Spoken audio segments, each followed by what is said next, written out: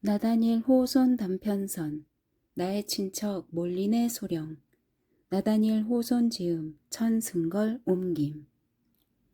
대영 제국의 왕이 미국 식민지 주지사에 대한 임명권을 행사하게 된 후로 주지사들의 행정 조치는 옛날 원래의 헌장에 따라 주지사가 선출되던 시절에 그들의 전임자들이 받던 그런 당연하고 관대한 인정을 좀처럼 받지 못했다. 식민지 국민들은 그들 자신들로부터 나오지 않은 권력의 행사에 대하여 질시하듯 따지고 들어서 그들의 지도자들의 임무 수행을 별로 감사하지 않고 인색하게 받아들였는데, 사실 그 지도자들은 바다 건너 본국에서 내려오는 지시들을 완화시킴으로써 그 지시를 내린 본국의 관리들의 비판을 야기시켜 왔던 것이다.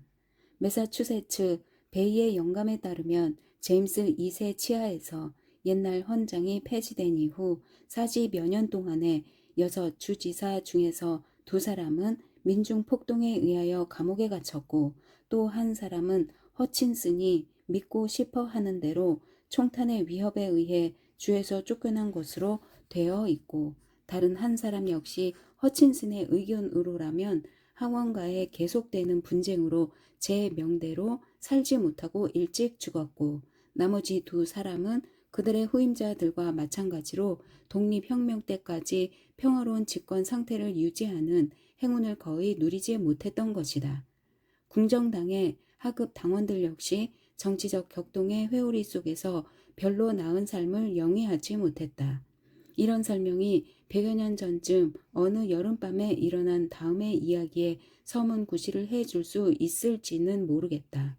식민지 시절에 길고 자세한 이야기를 피하기 위하여 일반 민중들의 일시적인 격분을 일으킨 일련의 상황에 대한 서술을 생략함을 독자들은 이해해 주기 바란다. 어느 달 밝은 밤 9시경 보트 한 척이 승객 한 사람을 태우고 나루를 건너왔다. 그 승객은 늦은 시간이어서 요금을 더 주기로 하고 배를 타고 온 것이었다. 선착장에 도착해서 승객이 약속을 이행하기 위해 주머니를 뒤적이는 동안 뱃사공은 등불을 치켜들고 있었는데, 그 불빛과 막 떠오른 달빛의 도움으로 승객의 모습을 자세히 훑어볼 수 있었다. 승객은 분명 시골에서 자란 기껏 18쯤 되어 보이는 청년으로 도시를 처음으로 방문하는 것처럼 보였다. 그는 잘 수선하긴 했지만 꽤 낡고 허름한 회색 코트에 잘 빠진 팔다리에 착 달라붙는 튼튼한 가죽 속옷 차림을 하고 있었다. 푸른 털실의 긴 양말은 어머니와 누이가 직접 짠 것임에 틀림없었고, 삼각 모자는 아마도 한창 때 그의 아버지의 근엄한 이마를 가려주었음직해 보였다. 그는 왼쪽 팔 밑에 딱딱한 뿌리의 일부가 달린 참나무 줄기로 만든 곤봉을 끼고 있었고, 그가 가진 것이라고는 그의 든든한 어깨에 부담이 될 정도로 많은 물건들이 들어있어 보이지는 않는 전대 하나가 전부였다. 갈색의 곱슬머리, 잘생긴 얼굴 모습, 밝고 명랑해 보이는 눈은 자연이 내린 선물로서 예술이 그를 멋있게 꾸미기 위해 쏟은 모든 정성에 답하는 그런 모습이었다. 로빈이라는 이름의 이 젊은이는 드디어 호주머니에서 2.5 실링 액수의 지역 화폐를 꺼냈는데, 지역 화폐의 가치가 하락해서 3펜스에 해당하는 육각형 양피 증지를 더 주고서야 뱃사공의 요구를 만족시킬 수 있었다. 그러고 나서 그는 시내로 향했는데, 그날 하루 이미 30마일 이상 여행한 사람답지 않게 가벼운 발걸음으로 이 도시가 뉴 잉글랜드 식민지의 한 조그만 수도가 아니라 런던시나 되는 것처럼 열심히 주위를 살피며 걸어갔다. 그러나 얼마 걷지 않아서 그는 자신이 어떤 방향으로 나가야 할지 모르고 있다는 사실을 깨달았다. 그래서 잠시 발걸음을 멈추고 좁은 길 위아래로 눈길을 돌려 길 양쪽으로 흩어져 있는 조그맣고 초라해 보이는 목조 건물들을 찬찬히 살펴보았다. 이렇게 낮은 오두막 같은 집이 내 친척이 지을 리 없고, 부서진 창틀로 달빛이 스며들고 있는 저쪽 낡은 집도 아닐 테고, 정말이지 이 근처엔 내 친척이 살만한 집이 하나도 없군. 뱃사공한테 길을 물어보았더라면 좋았을걸. 그랬더라면 나랑 같이 친척 집에 가서 수고비로 몰리네 소령님한테서 1실링이라도 벌었을 텐데. 하기야 다음에 만날 사람한테 그렇게 하면 되지. 그는 그렇게 생각하며 다시 발걸음을 옮겼다. 길이 이제 좀 넓어지고 집들도 더 점잖아 보여서 기분이 좋았다. 그는 곧 적당히 앞서가고 있는 사람의 모습을 발견하고는 서둘러서 그 사람에게로 다가갔다. 가까이 접근하여 보니 그 사람은 나이가 꽤 든 사람으로 백발의 가발에 검은 천의 옷자락이 넓은 코트를 걸치고 명주 양말을 무릎께까지 말아 올려 신고 있었다. 그는 반들반들 윤이 나는 긴 지팡이를 들고 있었는데 걸음을 옮길 때마다 지팡이를 수직으로 고추 세웠다가 내려 짚으면서 묘하게 엄숙하면서도 음침하게 들리는 헛기침 소리를 규칙적으로 2번씩 계속 내는 것이었다. 이런 관찰을 하면서 로비는 마침 이발소의 열린 문과 창을 통해 불빛이 그 2사람의 모습을 비출 때 노인의 코트 자락을 붙들었다. 안녕하세요, 영감님. 그는 코트 자락을 여전히 붙든 채 공손히 절을 하며 말했다. 제 친척인 몰리네 소령님 댁이 어디 있는지 좀 가르쳐 주실 수 있겠습니까?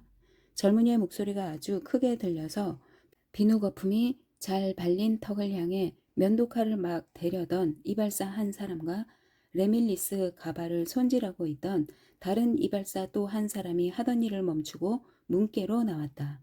그러는 동안 그 노인은 긴 얼굴을 로빈 쪽으로 돌리고 매우 짜증스럽고 화난 어조로 대답했다.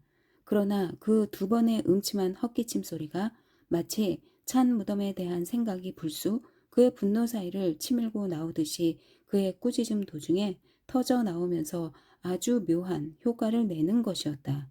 이 옷자락 썩 놓지 못해? 자네가 말한 그런 사람 난 몰라. 난, 에헴, 권위가 있는 사람인데 이게 윗사람한테 하는 버릇이라면 자넨 내일 아침 해 뜰 때쯤엔 유치장에 갇혀 착고를 차고 있을 거야. 로비는 노인의 옷자락을 놓고는 이발소에서 터져 나오는 무례한 웃음소리를 뒤로 한 채 서둘러 그 자리를 떠났다. 처음에 그는 자신의 질문의 결과에 대하여 상당히 놀랐다. 그러나 그는 똑똑한 젊은이여서 곧 그 의무를 설명할 수 있을 것 같았다. 그 양반이 늙지만 않았더라면 돌아가서 콧대라도 후려 갈겨주고 싶군. 야, 로비나, 안내해줄 사람을 그렇게 잘못 택했으니 이발소 사람들까지도 널 보고 비웃지. 로비나, 그래 이제 곧 나아질 테니 걱정 마라. 그는 이제 서로 교차하며 이어지는 춥고 구부러지는 길 속에 갇힌 채 강가에서 별로 멀지 않은 위치에서 헤매고 있었다. 타르 냄새가 코에 스며들고 건물들 위로는 배의 돛대들이 달빛을 꿰뚫고 있었다.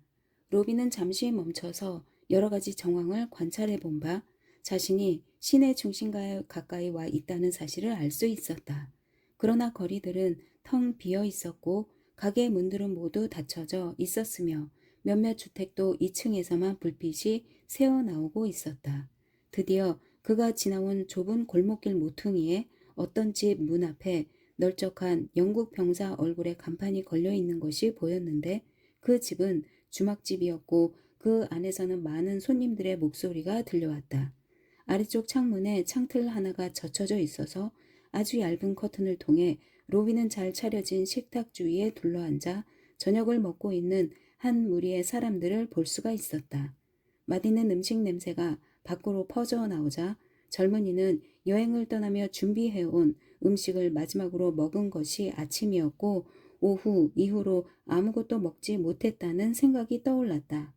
아, 3펜스짜리 양피 증지 가지고 저 식탁에 앉아 식사를 할 수 있다면 얼마나 좋을까?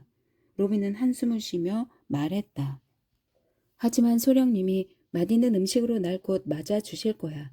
얼른 안으로 들어가서 소령님 집 가는 길이나 물어보아야지. 그래서 그는 사람들의 두렁거리는 소리와 담배 연기를 따라 홀 안으로 들어갔다. 홀은 참나무 벽을 두른 길고 좁은 공간이었는데 계속되는 연기에 찌들어 거무스름했고 모래를 잔뜩 깔아놓은 바닥은 결코 깨끗하다고 할 수가 없었다. 대부분이 뱃사람이거나 어떻게든 바다와 관련이 있어 보이는 한때의 사람들이 나무 벤치나 가죽받침 의자에 앉아 이런저런 이야기를 나누고 있었고 때로는 일반적인 관심사에 주의를 기울이기도 했다. 어떤 사람들은 서너 그룹으로 몇 명씩 무리를 지어 각각 펀치볼을 비우고 있었는데 서인도 제도와의 무역이 시작한 이래 펀치는 식민지에서 아주 친숙해진 음료가 되어 있었다. 수공예 같은 것을 직업으로 삼고 있어 보이는 또 다른 사람들은 펀치처럼 함께 마시는 것이 아니라 각자 혼자서 따로 마시는 것을 더 즐기고 있었고 그 영향 때문인지 말수가 적어 보였다. 간단히 말해서 거의 모든 사람들이 여러 가지 종류의 술을 즐기고 있었는데 이 술 마시기로 말하자면 100여 년 전에 청교도 교회의 금욕 설교가 잘 증명하듯이 인간이 오래전부터 물려받은 악습이니 어쩔 도리가 없는 것이었다. 로빈이 동료감 같은 것을 느낀 유일한 손님은 얌전해 보이는 두세 명의 시골 사람들이었다. 그들은 그 주막을 터키의 대상들이 큰 여인숙에서 하는 식으로 방의 제일 어두운 구석에 자리를 잡고 앉아 담배 연기가 자욱한 탁한 공기에 아랑곳하지 않고 집에서 직접 구워온 빵과 역시 집에서 직접 훈제해온 베이컨으로 저녁 식사를 하고 있었다. 그러나 로빈은 이들에게 형제애 같은 것을 느끼면서도 그의 눈길은 문 가까이에 서서 허름한 옷차림의 한 무리의 동료들과 귓속말을 주고받고 있는 한 사람에게 쏠렸다. 그 사람의 모습은 기괴하다 싶을 정도로 유별나고 독특해서 얼굴 전체가 기억 속에 깊은 인상을 남기는 그런 모습이었다. 이마는 이중으로 튀어나와 사이에 골이 패어 있었고 불규칙적인 곡선을 이루며 불쑥 솟은 콧마루는 손가락 하나가 넘을 정도로 넓었으며 깊고 짙은 눈썹에 그 밑에 두 눈이 마치 동굴 속의 불처럼 빛을 발하고 있는 것이었다.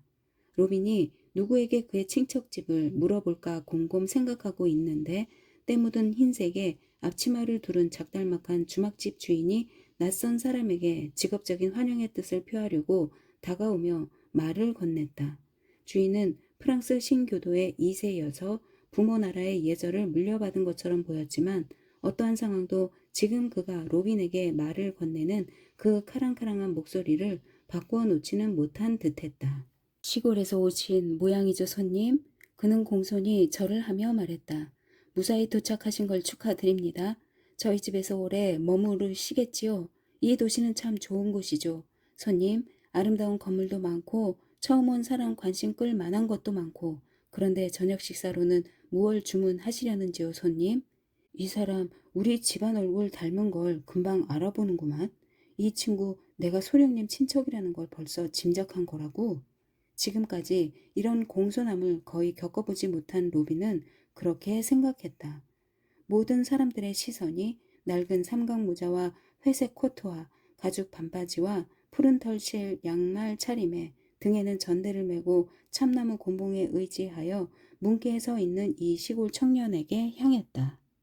로빈은 소령님의 친척에 걸맞는 그런 당당한 태도를 짐짓 취하며 공손한 주막 주인에게 대답했다. 아주 좋은 분이시군요. 다음 기회엔 꼭 이 집을 이용하도록 하지요. 여기서 그는 목소리를 낮추지 않을 수가 없었다. 3펜스 양피 중지보다 더 많은 돈이 있을 때 말입니다. 오늘 이곳에 온 것은. 그는 다시 아주 자신만만한 태도로 말을 이었다. 제 친척인 몰리네 소령님 집에 가는 길을 좀 물어보려는 것입니다. 그러자 홀 안에서는 갑자기 동요가 일었고 로빈은 그것을 서로 그의 안내자가 되려는 열망의 표현으로 해석했다.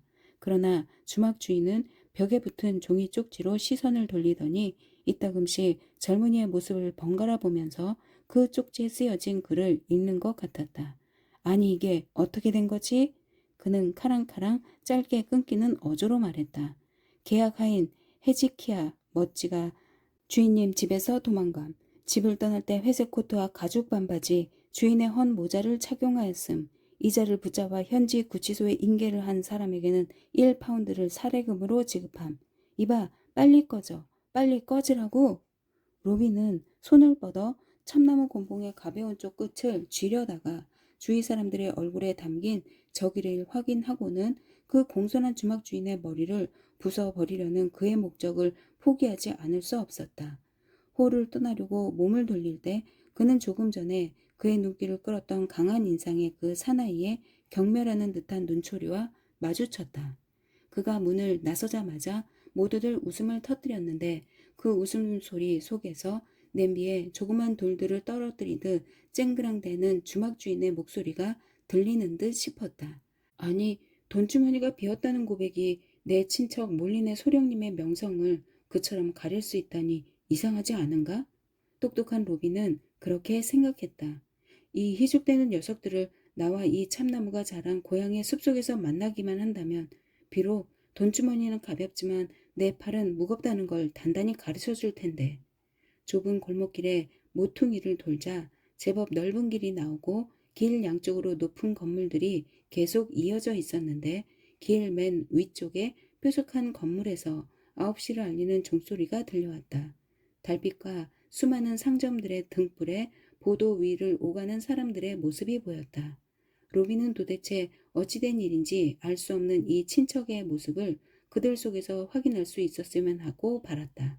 그의 친척에 대해서 물어봤던 몇 번의 시도의 결과가 이런 공공의 자리에서 그런 시도를 또 감행하기를 꺼리게 만들어서 그는 이제 길을 따라 조용히 천천히 걷기로 마음 먹었다. 그러면서 로비는 나이가 좀 들어 보이는 사람에게는 바싹 다가가 소령의 모습을 닮지 않았나 확인해 보곤 했다. 그렇게 걷는 동안 그는 쾌활하고 명랑해 보이는 많은 사람들과 마주쳤다.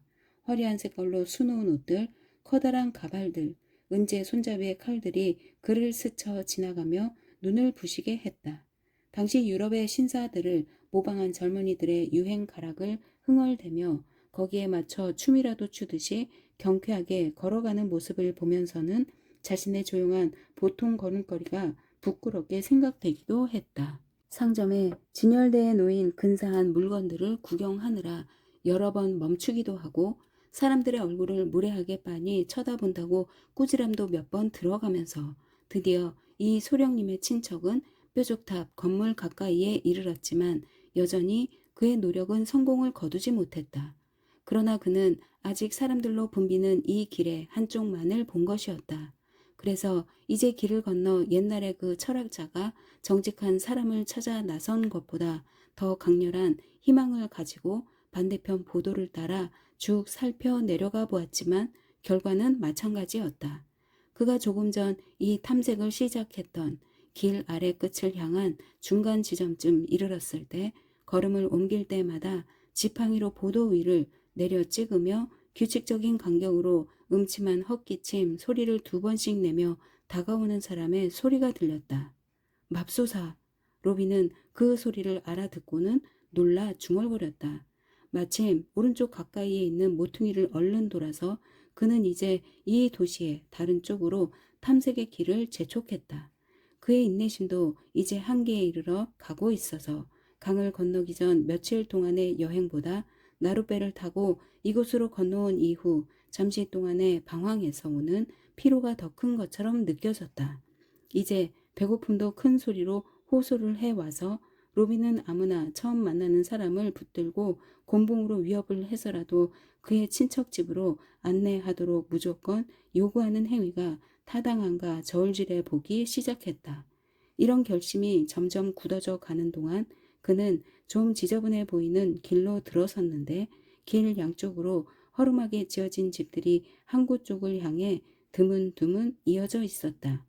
달빛이 길 위를 비추고 있었지만 길 위엔 아무도 보이지 않았다. 그러나 문이 반쯤 열려있는 3번째 집을 지나치면서 여자 옷차림의 모습이 그의 날카로운 시선에 얼핏 들어왔다. 여기서 행운을 얻을지도 모르지. 그는 혼자서 중얼거렸다.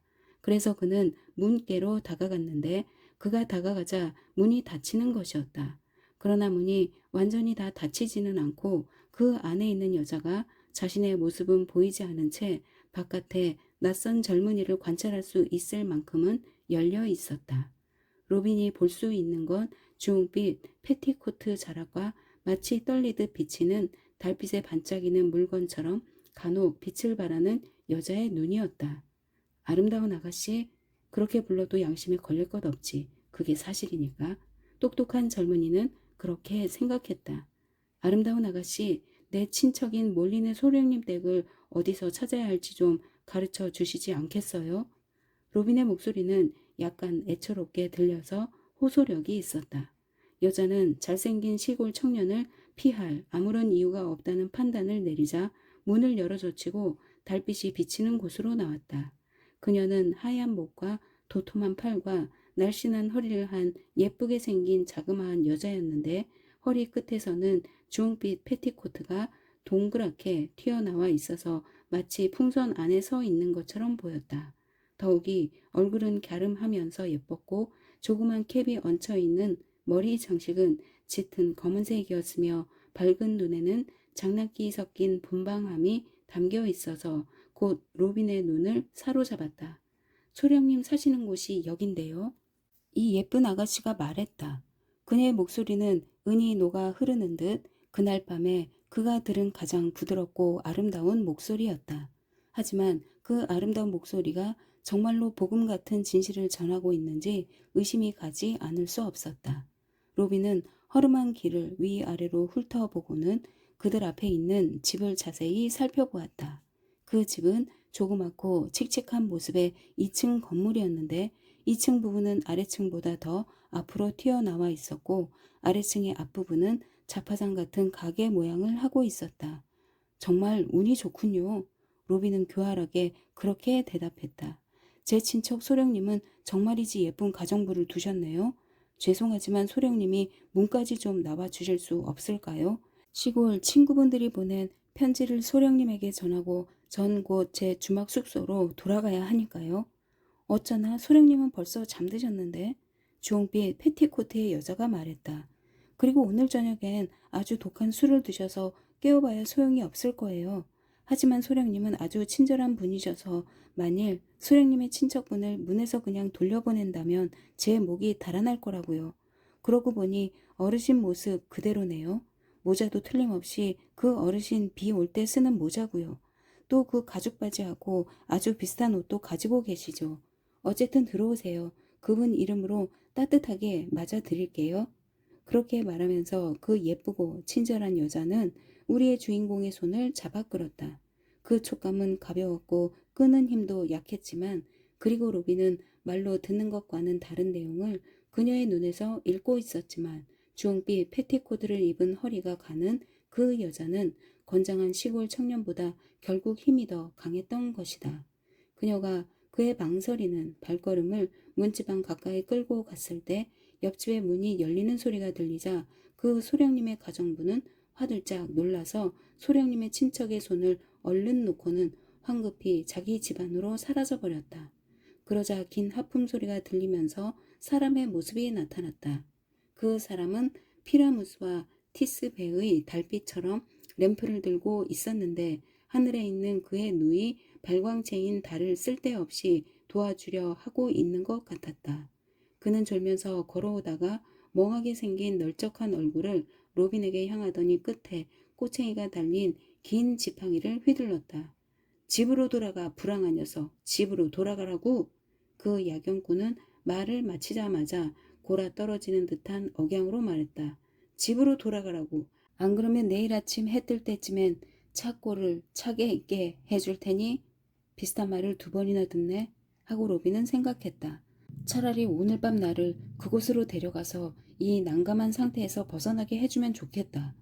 그러나 그 젊은이는 야경꾼에 대해 본능적인 반감 같은 것을 느껴 처음에는 그가 묻고 싶은 질문을 할 수가 없었다. 그러나 야경꾼이 모퉁이를 돌아 막 사라지려 하자 그는 기회를 놓쳐서는 안 되겠다고 결심을 하고는 큰 소리로 외쳤다. 이보십시오. 제 친척 몰리네 소령님 댁까지 좀 안내해 주실 수 있겠습니까? 야경꾼은 아무 대답도 없이 모퉁이를 돌아 사라져버렸다. 그러나 로빈의 귀에는 텅 빈 길을 따라 퍼져나가는 졸리는 듯한 웃음소리가 들려오는 것 같았다. 그 순간 그의 머리 위쪽 창문에서 즐겁다는 듯 킥킥대는 웃음소리가 들렸다.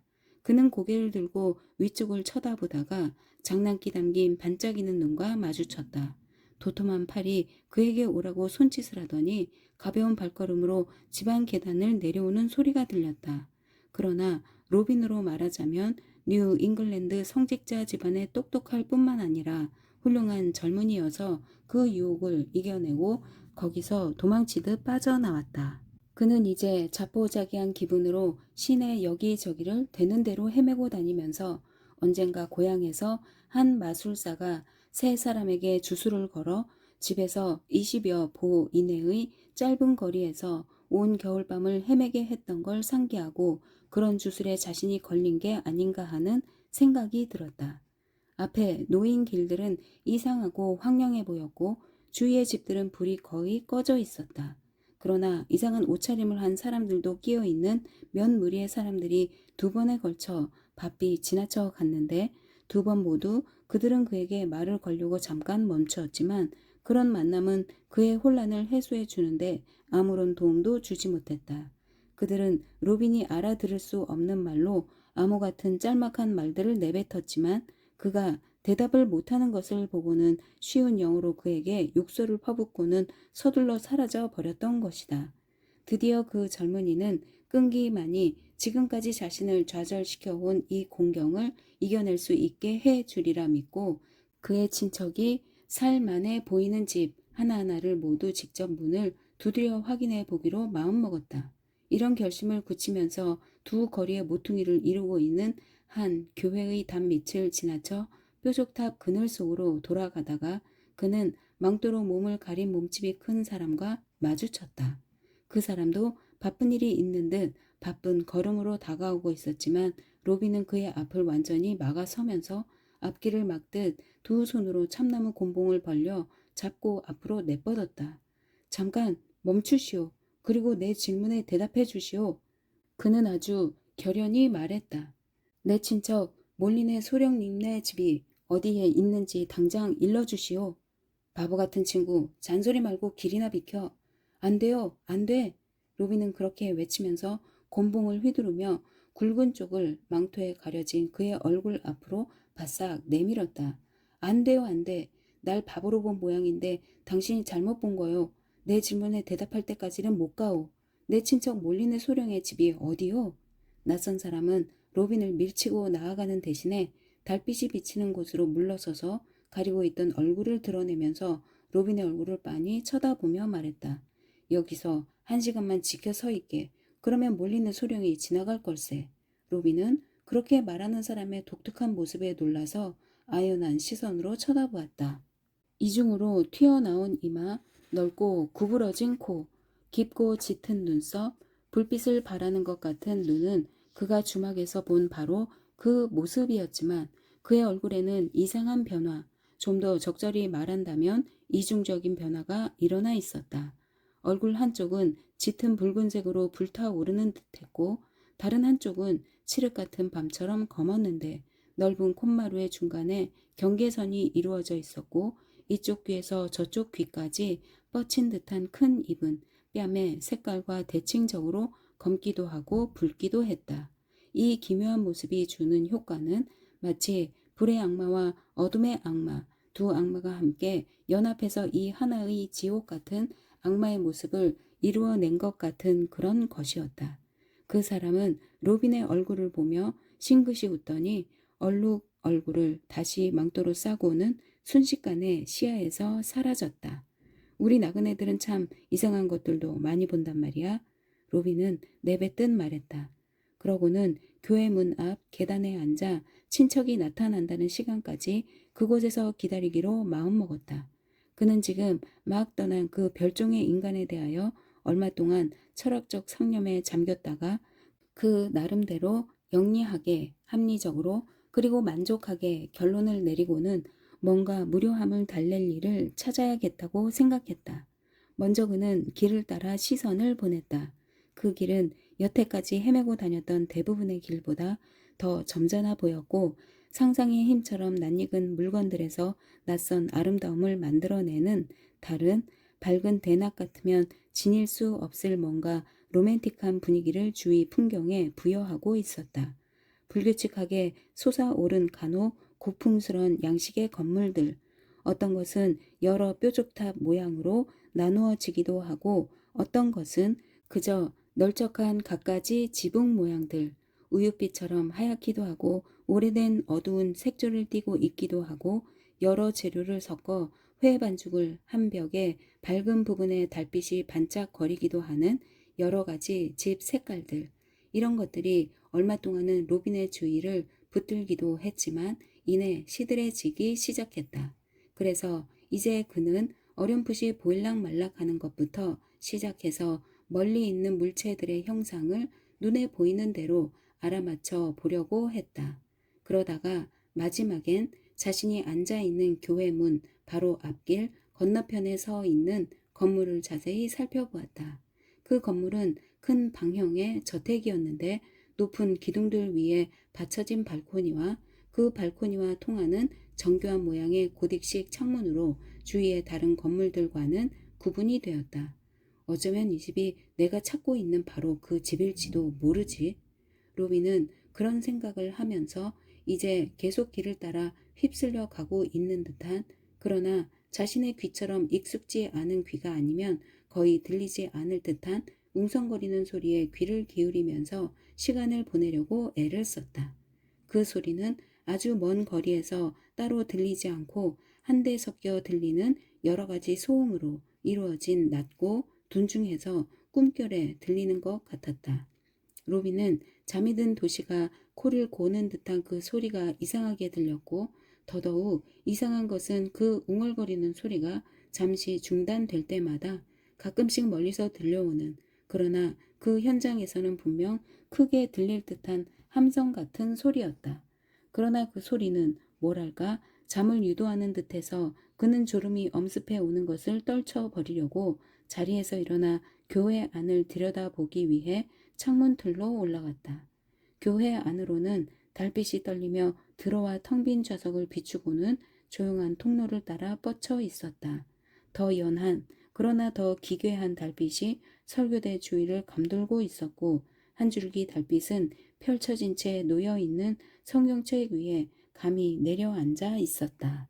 이 깊은 밤중에 자연이 인간이 지은 집 안에 들어와 예배를 보고 있는 것인가? 아니면 천상에서 내려온 달빛이 그 장소의 신성함을, 그 장소 안에 지상의 불순한 존재가 전혀 없기 때문에 가시화하고 있는 것인가? 그 장면은 고향의 깊은 숲속에서 언젠가 느껴본 적이 있던 고독감보다 더 강하고 짙은 고독감으로 로빈의 가슴을 떨리게 했다. 그래서 그는 몸을 돌려 다시 문 앞으로 돌아와 앉았다. 교회 주위로는 무덤들이 널려 있었는데 갑자기 불안한 생각이 그의 가슴을 비집고 들어왔다. 그토록 자주 그리고 그토록 이상하게 계속 방해를 받으며 찾았던 그분이 이미 수위에 쌓인 채 저 무덤 속에서 썩어가고 있다면 어떡하나? 자신의 친척이 저 묘지 문을 스르르 빠져나와 희끄물에 지나치면서 그에게 고개를 끄덕이며 미소를 보내면 어떡하나? 아, 뭐라도 좋으니 살아 숨쉬는 것과 함께 있다면 좋겠다. 그렇게 말하면서 로빈은 불안한 생각을 거두어 그것들을 숲 너머, 언덕 너머, 개울 너머로 멀리 보내서 이 혼란스럽고 피곤한 저녁을 고향집에서는 어떻게 보내고 있을까를 상상해 보려고 애썼다. 그는 집 대문 옆 나무 밑에 수많은 나무들이 모두 베어질 때 거대하고도 뒤틀린 몸통과 훌륭한 그늘 때문에 살아남은 큰 나무 밑에 가족들이 모두 모여있는 모습을 그려보았다. 여름 해가 저갈 무렵 아버지는 늘 그곳에서 가족 예배를 보셨다. 이웃 사람들도 마치 한 가족처럼 와서 함께 예배를 보고 길 가는 나그네도 잠깐 멈춰 샘에서 물을 마시면서 가정에 대한 기억을 새롭게 함으로써 마음을 계속 순수하게 지닐 수 있도록 하기 위해서였던 것이다. 로빈은 예배 볼 때의 각자의 자리까지 기억하고 있었다. 아버지가 한가운데 앉아 서편 하늘의 구름에서 비춰오는 황금색 황혼빛 속에 성경을 들고 계신 모습이 선명히 떠올랐다. 아버지가 성경책을 접고 모두들 기도하러 일어서는 모습도 보였다. 간혹 지루해하며 듣던, 그러나 지금은 소중한 추억이 된 매일의 주님의 은총에 대한 감사와 그 은총이 계속되기를 간절히 바라는 간구의 그 늘 듣던 기도 소리도 들렸다. 집을 떠난 가족인 자신에 대해 기도할 때 아버지의 목소리에서 일어나는 조그만 동요도 느껴졌다. 그 기도를 들으며 어머니가 넓고 마디진 나무 몸통 쪽으로 고개를 돌리는 모습, 이제 수염이 거칠어진 어른답게 애써 표정의 변화를 안 보이려는 형의 모습, 낮게 늘어진 나뭇가지를 눈앞에서 잡아당겨 눈물을 안 보이려는 누이 동생의 모습, 지금까지 그 자리의 엄숙함을 깨뜨리며 장난질하던 어린 동생이 그 기도가 자신의 놀이 친구가 되어주던 형을 위한 기도라는 걸 알고 갑자기 슬픔의 울음을 터뜨리는 모습들이 눈에 보였다. 그러고는 그들이 대문 안으로 들어가는 모습도 보였다. 로빈 자신도 들어가야 했을 텐데 빗장이 찰칵하고 걸리며 자신만 집에 들어가지 못하는 것이었다. 내가 지금 여기 있는 건가? 집에 있는 건가? 로빈은 놀라서 흠칫하며 큰 소리로 말했다. 왜냐하면 그의 생각들이 꿈속에서처럼 실제로 보이고 들리는 듯 하면서 동시에 넓고 텅 빈 길이 앞에 길게 펼쳐 있었기 때문이었다. 그는 몽롱한 상태에서 자신을 일깨우며 조금 전에 살펴보던 큰 건물에 다시 주의를 집중시키려고 노력했다. 그러나 아직도 마음은 환상과 현실 사이에서 계속 흔들리고 있었다. 발코니의 기둥들이 차례로 크고 앙상한 소나무 줄기로 길어졌다가 다시 사람의 형상으로 줄어들고 다시 제 크기로 돌아왔다가는 또다시 일련의 변화가 시작되는 것이었다. 그가 제정신을 차리고 있다고 생각한 순간 그가 기억하고 있는 듯한, 그러나 친척의 얼굴이라고 자신 있게 말할 수는 없는 그런 얼굴 모습이 분명 고딕풍의 창문에서 그를 내려다보고 있는 것 같았다. 깊은 졸음에 거의 정복당하다가 길 건너편 보도를 따라 들려오는 발걸음 소리에 퍼뜩 정신이 들었다. 로빈은 그의 눈을 비비며 한 사람이 발코니 아래쪽으로 지나가는 것을 보고는 초조함과 애처로움이 담긴 목소리로 크게 외쳤다. 이것 보세요. 제 친척 몰리네 소령님을 여기서 밤새 기다려야 합니까? 졸고 있던 메아리가 깨어나 그 목소리에 대답했다.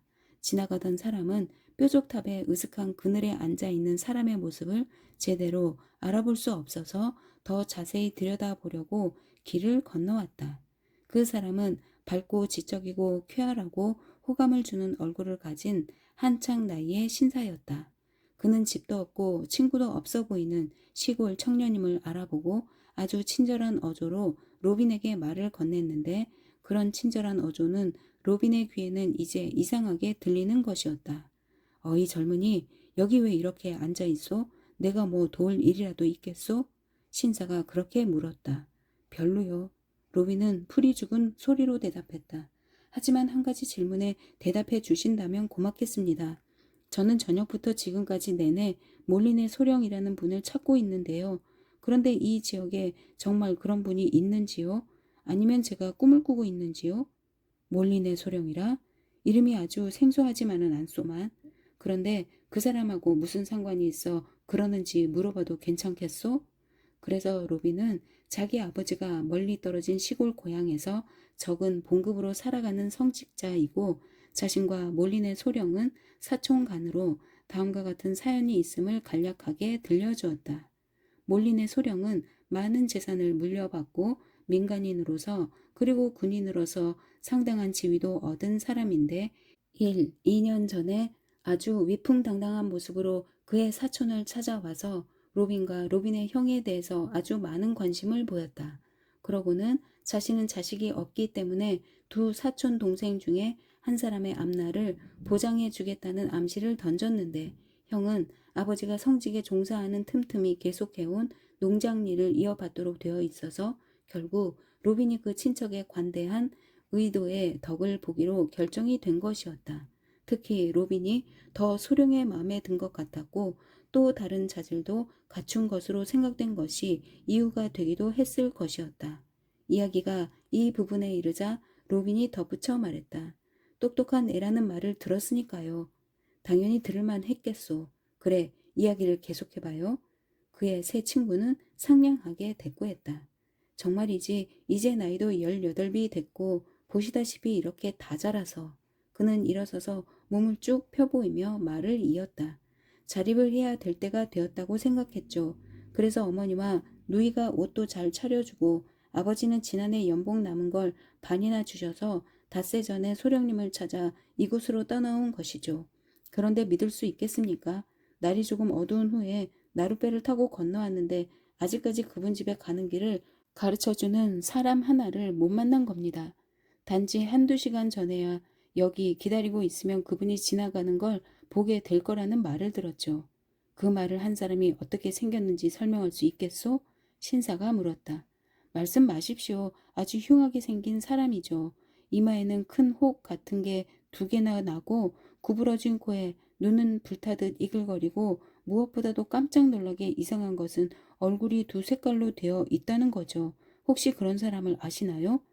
직접 아는 사이는 아니지만 신사가 대답했다. 젊은이가 날 불러 세우기 조금 전에 그 사람을 우연히 만났소. 그 사람 말 믿어도 괜찮을 거요. 아마 소령이 곧 이 거리를 통과할 거요.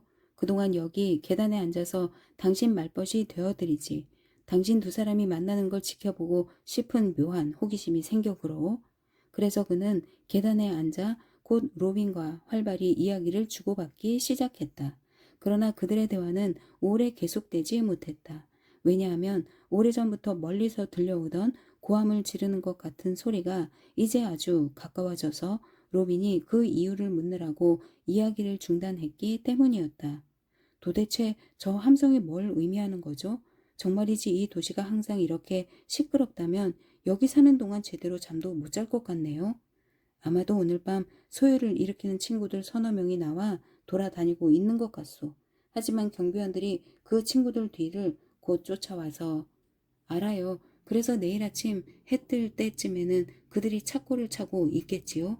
로비는 졸면서 램프를 들고 가던 야경꾼과의 만남을 떠올리면서 그렇게 신사의 말을 가로채며 말했다. 하지만 제 귀를 의심하지 않는다면 한때의 경비원들로도 저렇게 많은 폭도들을 막아내진 못할 것 같은데요. 적어도 저런 고함을 지르려면 1000명쯤의 목소리는 필요할 테니 말이죠. 한 사람이 2얼굴을 가질 수 있듯이 여러 목소리도 가질 수 있지 않겠소? 글쎄요. 남자는 그럴지 몰라도 제발 여자는 안 그래야죠. 똑똑한 젊은이는 소령님의 가정부라는 여자의 유혹적인 목소리를 생각하며 그렇게 대꾸했다. 가까운 거리 어디선가 트럼펫 소리가 이제 분명하게 계속 들려와서 로빈의 호기심은 강하게 고조되었다. 외치는 소리만이 아니라 여러 악기가 불협화음을 이루며 간혹 터져 나오기도 했고 왁자하게 뒤섞인 웃음소리가 그 사이를 채우기도 했다. 로빈은 계단에서 일어나서 여러 사람들이 몰려오고 있는 것 같은 방향으로 열심히 시선을 돌렸다. 정말 굉장한 축제 같은 게 벌어지고 있는 모양이군요. 로빈은 큰 소리로 외쳤다. 집을 떠나온 후로 웃을 일이 거의 없었는데 이런 기회를 놓치면 후회할 것 같은데요. 우리도 저 컴컴한 건물을 돌아 나가서 같이 어울려 즐기면 어때요?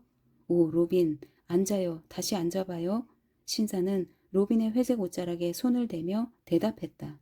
당신은 지금 여기서 당신의 친척을 기다려야 한다는 사실을 잊고 있소. 이제 잠시 후면 그가 지나가리라고 믿을 만한 이유가 있어요. 고함 소리가 가까워지자 주위가 어수선해졌다. 여기저기서 창문이 열리고 잠옷차림의 많은 사람들이 갑자기 잠에서 깨어나 어리둥절한 표정으로 창문 밖을 내다보아서 한가하게 그들을 관찰할 수 있는 사람이라면 누구나 그 어수선한 모습들을 볼 수가 있었다. 이 집 저 집에서 열심히 서로 이름을 부르는 소리가 들리고 모두들 무슨 일이냐고 묻고 있었지만 그 물음에 대답해 줄 수 있는 사람은 아무도 없었다. 옷을 어중간하게 걸쳐 입은 사람들이 좁은 통로로 내민 돌 계단에 걸려 넘어지기도 하면서 알 수 없는 소요의 현장을 향해 급히 발걸음을 옮겼다. 고함소리, 웃음소리, 음악적인 것과는 정반대인 불협화음의 나팔 소리들이 점점 더 큰 소음을 일으키며 다가오더니 드디어 100야드 정도 떨어진 모퉁이를 돌아 앞부분은 좀 흩어져 있지만 곧 촘촘히 들어선 한때의 무리들이 나타나기 시작했다. 로빈, 이 군중 속을 당신 친척이 지나간다면 알아볼 수 있겠소? 그 신사가 물었다. 글쎄요, 확실히 보장할 수는 없죠. 하지만 여기 자리 잡고 서서 열심히 지켜봐야죠. 로비는 대답하면서 보도 바깥 가장자리 쪽으로 내려갔다. 이제 수많은 사람들의 행렬이 거리를 메우며 교회 쪽으로 천천히 밀려오고 있었다. 그들 한가운데 말을 탄 사람이 모퉁이를 돌아오고 있었고 바짝 뒤로 끔찍한 취주 악대가 뒤따르면서 이제 건물에 막히지 않아 더 요란하게 들리는 불협화음의 소음을 쏟아내고 있었다. 그러자 붉은 불빛이 달빛을 흔들면서 한 무리의 횃불들이 길을 따라 나타났는데 밝은 화염으로 인해 오히려 그것들이 밝히고 있는 물건들이 가려졌다. 말을 탄 사람은 군복 차림에 칼을 뽑아들고 무리의 지휘자로 앞장서 오고 있었는데 사납고 얼룩덜룩한 모습이 마치 전쟁의 화신처럼 보였다.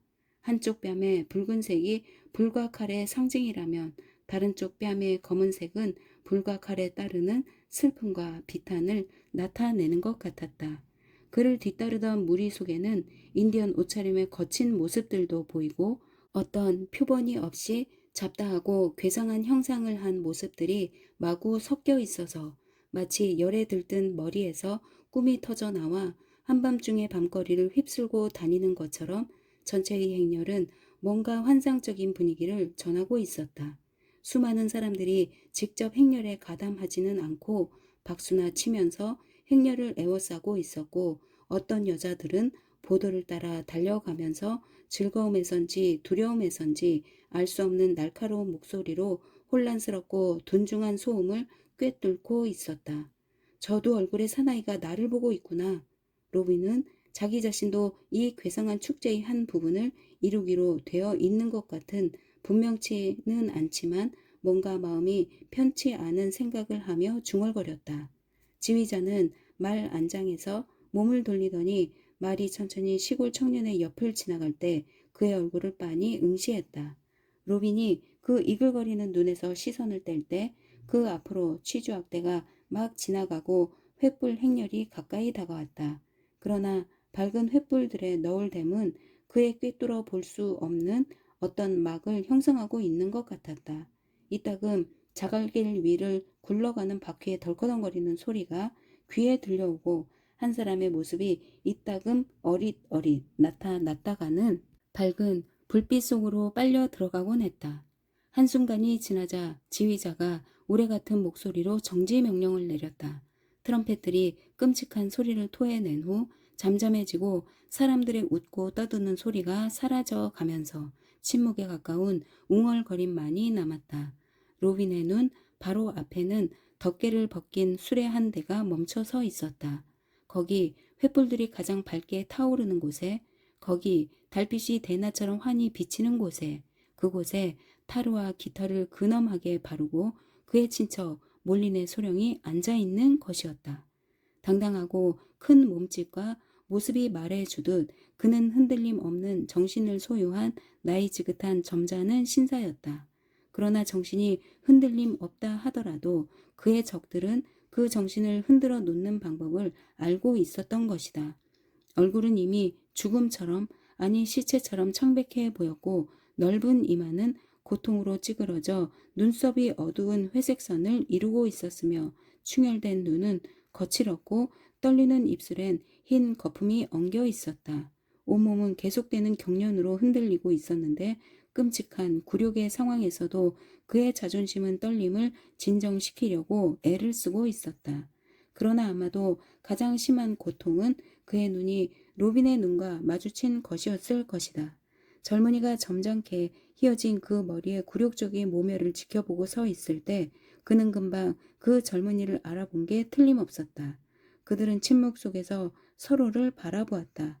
동정심과 공포가 뒤섞여 로빈은 무릎이 후들거리고 머리카락이 쭈뼛했다. 그러나 곧 뭔가 알 수 없는 흥분 같은 것이 그의 마음을 사로잡기 시작했다. 그날 밤에 겪었던 갖가지 이상한 일들, 예기치 못했던 이 군중들, 횃불들, 소음들과 뒤따른 침묵, 군중들에게 모멸을 당한 친척의 유령 같은 모습, 이 모든 것이 그리고 더욱이 이 모든 장면에 담겨 있는 강한 조롱감에 대한 인식이 그에게 일종의 정신적 취기 상태 같은 영향을 준 것이었다. 그 순간 늘적지근하고 뭔가 즐거워하는 듯한 목소리가 귀에 들려와서 그는 본능적으로 그쪽으로 몸을 돌렸다. 교회 모퉁이에 바로 뒤에 램프를 든 야경꾼이 서서 눈을 비비며 젊은이의 멍한 표정을 졸리듯 즐기고 있는 것이었다. 그러자 음방울을 굴리는 듯한 웃음소리가 들리며 한 여자가 그의 팔을 잡아 끌었다. 그의 눈은 장난기 담긴 여자의 눈과 마주쳤다. 주홍빛 패티코트의 그 여자였다. 또 날카롭고 카랑카랑 메마른 웃음소리가 그의 기억을 되살렸는데 머리 위로 흰 앞치마를 두르고 군중들 틈에서 뒷발굽을 들고 서 있는 예절 바른 주막집 주인의 모습이 보이는 것이었다. 마지막으로 많은 사람들의 머리 위로 큰 웃음소리가 내려앉았는데 웃음 중간에 음침하게 들리는 두 번의 헛기침 소리가 이렇게 끼어들었다. 하하하, 에헴, 에헴, 하하하. 그 소리는 맞은편 큰 건물의 발코니에서 들려왔다. 로비는 그쪽으로 시선을 돌렸다. 고딕풍의 창문 앞에 넓은 가운을 두르고 백색 가발을 침실 모자로 바꿔 이마에서 뒤로 젖혀 쓰고 명주 양말을 다리에 걸친 채 그 노인이 서 있는 것이었다. 반들반들 윤이 나는 엄숙한 늙은 얼굴에 나타난 즐거워하는 모습은 마치 묘비에 새겨 넣은 재미있는 글귀 같아 보였다. 그러자 로빈의 귀에는 이발사들의 목소리, 주막 손님들의 목소리, 그리고 그날 밤 자신을 조롱한 모든 사람들의 목소리가 들려오는 것 같았다. 그 웃음 소리들은 마치 전염병처럼 사람들 사이로 퍼져 나가다가 갑자기 로빈을 사로잡았다. 로빈은 큰 소리로 웃어젖혔고 그 소리는 귀를 통해 메아리 쳤다. 모두들 허리를 붙들고 웃었고 모두들 허파에 바람이 빠져라 웃어댔지만 로빈의 웃음소리가 그 중에서 가장 크게 들렸다. 모든 사람들이 즐거워 웃는 소리가 하늘 높이 치솟아 오르자 구름의 요정들은 달빛 비치는 은빛 구름 사이로 빠끔히 내려다 보았다. 그리고 달의 주인은 멀리서 들려오는 인간의 함성을 들으며 아하, 오늘 밤 지구에서는 즐거운 잔치가 벌어진 모양이로군 이렇게 중얼거렸다. 폭풍우 치듯 하던 소리가 잠깐 잠잠해지자 지휘자는 신호를 보냈고 행렬은 다시 움직이기 시작했다. 더 이상 힘은 없지만 고통 속에서도 당당함을 잃지 않으려 한 죽은 제왕을 조롱하며 무리지어가는 악마들처럼 그들은 그렇게 나아갔다. 한 노인의 가슴을 마구 짓밟으며 거짓 위험 속에서 무의미한 함성 속에서 그리고 광란의 희열 속에서 그들은 그렇게 나아간 것이다. 격렬한 회오리가 휩쓸고 간 후 거리엔 이제 침묵만이 남아 있었다.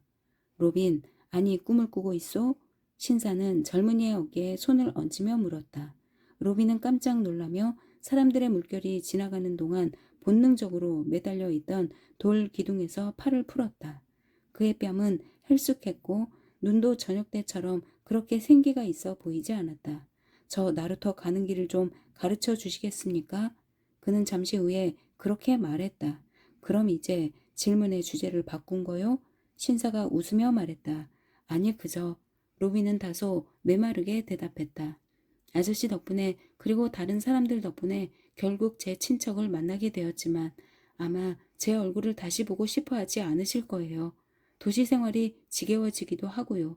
저 나루터 가는 길을 좀 알려주시겠습니까? 이봐요 로빈, 안 돼요. 적어도 오늘 밤엔 안 돼요. 신사가 말했다. 며칠 있어 보다가 그래도 정이 돌아가고 싶다면 그땐 빨리 돌아가도록 도와주겠소. 만일 우리랑 같이 여기에 계속 머물기로 한다면 아마도 당신은 똑똑한 젊은이이니까 당신 친척인 몰리네 소령 도움 없이도 성공적으로 자립할 수 있어.